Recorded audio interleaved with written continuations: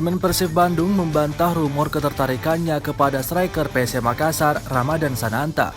Media advisor Persib Jatnika mengatakan belum ada rencana untuk datangkan pemain. Apalagi putaran pertama Liga 1 2022-2023 belum berakhir. Kasta tertinggi sepak bola Indonesia dihentikan ketika memasuki pekan ke-11. Penghentian Liga 1 akibat tragedi Kanjuruhan Kabupaten Malang, Jawa Timur yang menewaskan 135 orang. Berdasarkan regulasi Liga 1 2022-2023, bursa transfer paruh musim dibuka mulai 4 November sampai 2 Desember.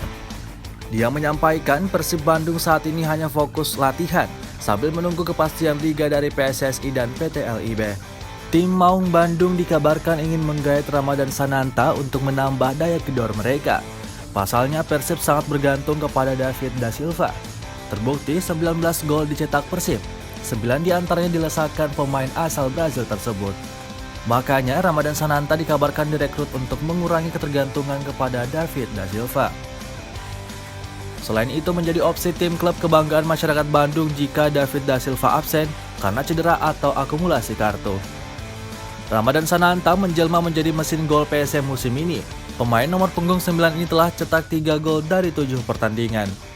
2 gol dibukukan ketika PSM menaklukkan Persib Bandung di Stadion B.J. Habibie Parepare dengan skor 5-1 pada Senin 29 Agustus 2022. 1 gol lagi dicetak ketika PSM menang 3-0 atas Persebaya Surabaya di Stadion B.J. Habibie Parepare pada Senin 10 September 2022. Ramadhan Sananta merupakan tipikal target man. Pemain kelahiran dari Kabupaten Lingga ini memiliki akurasi tembakan yang bagus. Ditambah postur badan yang bagus, tinggi 182 cm membuatnya mampu memenangkan duel bola udara. Ramadhan Sananta bermain dengan efektif.